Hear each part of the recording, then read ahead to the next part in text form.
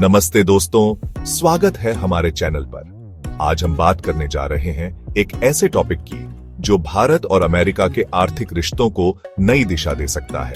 Bharat America व्यापार समझौता। हाल ही में 4 दिन की हाई लेवल वार्ता हुई है, जिसमें स्टॉक एक्सेस और टैरिफ रिडक्शन पर बड़ी प्रगति हुई है और सुनने में आ रहा है कि जून 2025 के अंत तक एक इंटरिम डील भी हो सकती है।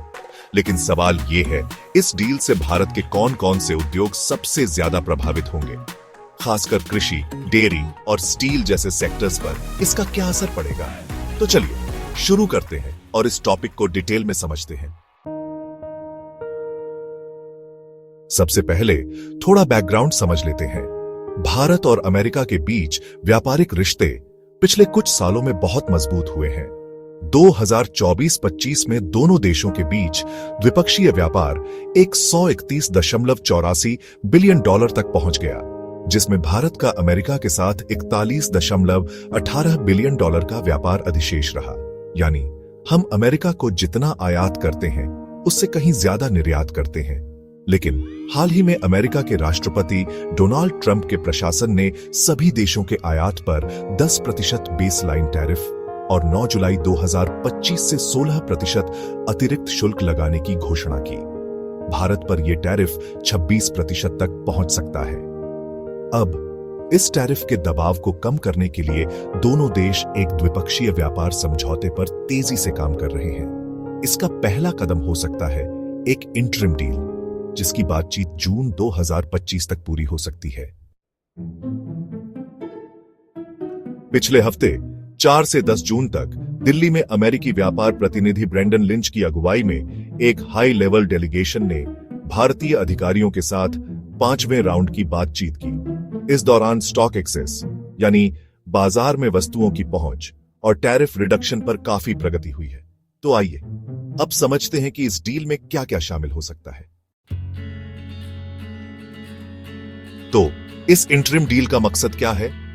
इसका फोकस है सीमित कैटेगरी की वस्तुओं और सेवाओं पर टैरिफ कम करना और दोनों देशों के बीच व्यापार बाधाओं को घटाना। उदाहरण के लिए, भारत चाहता है कि उसकी वस्तुओं जैसे कि कृषि उत्पाद, टेक्सटाइल और फार्मास्यूटिकल्स को अमेरिकी बाजार में ज्यादा पहुंच मिले और 10% बेसलाइन टैरिफ हटाया जाए। वहीं अमेरिका चाहता है कि भारत अपने कृषि उत्पादों, डेयरी और मेडिकल सर्विसेज पर टैरिफ कम करे और अमेरिकी कंपनियों को भारतीय बाजार में बेहतर एक्सेस दे।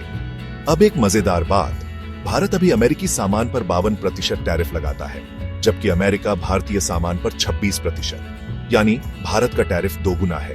अमेरिका का कहना है कि भारत को अपने बाजार को और खोलना चाहिए, लेकिन भारत का स्टैंड क्लियर है, हम अपने संवेदनशील सेक्टर्स जैसे डेयरी और कृषि को पूरी तरह नहीं खोल सकते।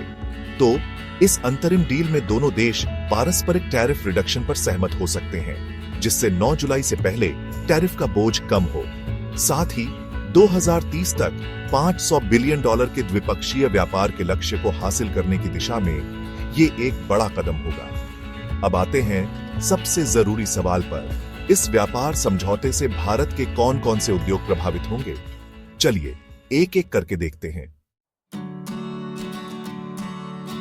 कृषि सेक्टर यानी एग्रीकल्चर भारत के लिए इस डील में सबसे बड़ा लाभार्थी हो सकता है, लेकिन हां, इसमें कुछ चुनौतियां भी हैं। पॉजिटिव इंपैक्ट की बात करें तो अगर अमेरिका भारतीय कृषि उत्पादों जैसे बासमती चावल, आम और मसाले पर टैरिफ कम करता है तो भारत का निर्यात बढ़ सकता है। वैसे 2023-24 में भारत ने अमेरिका को कृषि उत्पादों में लगभग 2 बिलियन डॉलर का निर्यात किया था। अब चुनौती ये है कि अमेरिका चाहता है कि भारत अपने कृषि बाजार को और खोले, खासकर सोयाबीन, मक्का और पोल्ट्री के लिए। लेकिन भारतीय किसान और सरकार इसके खिलाफ है, क्योंकि इससे स्थानीय उत्पादकों को नुकसान हो सकता है। अब बात करते हैं डेयरी सेक्टर की, जो भारत के लिए काफी संवेदनशील है और इस पर सबसे ज्यादा बहस चल रही है।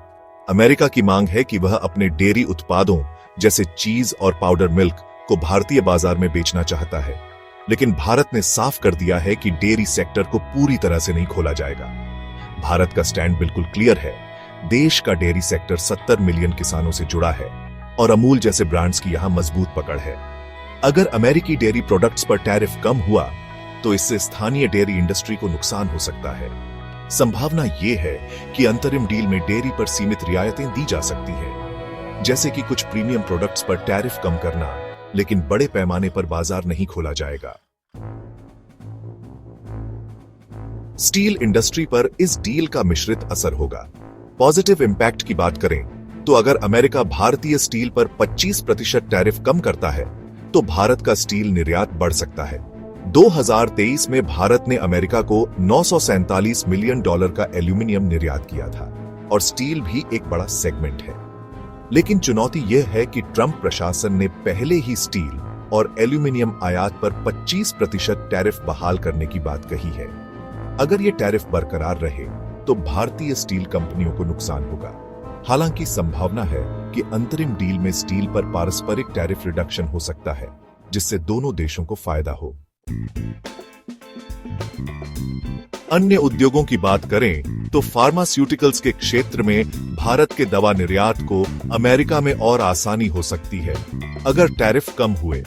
टेक्सटाइल इंडस्ट्री को भी अमेरिकी बाजार में ज्यादा पहुंच मिल सकती है। वहीं इलेक्ट्रॉनिक्स के मामले में अमेरिका इस सेक्टर पर पारस्परिक टैरिफ चाहता है, जिससे भारत की वैल्यू चेन प्रभावित हो सकती है।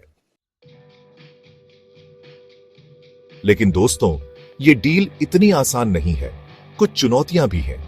संरक्षणवाद की बात करें तो भारत और अमेरिका दोनों ही अपने स्थानीय उद्योगों को बचाना चाहते हैं। डेयरी और कृषि पर भारत का रुख बहुत सख्त है। इसके अलावा विश्व व्यापार संगठन के नियमों के तहत भारत बिना मुक्त व्यापार समझौते के सिर्फ अमेरिका के लिए टैरिफ कम नहीं कर सकता। और समय की कमी भी एक बड़ा मुद्दा है, क्योंकि 9 जुलाई से पहले अंतरिम डील फाइनल करना एक बड़ा चैलेंज है।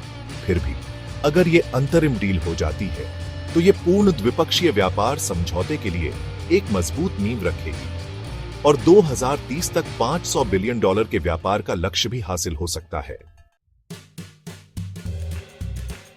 तो दोस्तों, भारत अमेरिका व्यापार समझौता न सिर्फ दोनों देशों के आर्थिक रिश्तों को मजबूत करेगा, बल्कि हमारे कृषि, डेयरी, स्टील और दूसरे उद्योगों के लिए नए अवसर भी खोलेगा। लेकिन इसके साथ ही भारत को अपने किसानों और स्थानीय उद्योगों के हितों की रक्षा भी करनी होगी। ये डील जून 2025 के अंत तक हो सकती है और हम सबकी नजर इस पर टिकी है। आपको क्या लगता है, क्या ये डील भारत के लिए फायदेमंद होगी और कौन सा उद्योग सबसे ज्यादा प्रभावित होगा? नीचे कमेंट में जरूर बताएं। अगर आपको ये वीडियो पसंद आया तो लाइक करें, सब्सक्राइब करें और बेल आइकन दबाना न भूलें, ताकि आपको ऐसे अपडेट्स सबसे पहले मिले। मिलते हैं अगले वीडियो में, तब तक के लिए जय हिंद, जय भारत।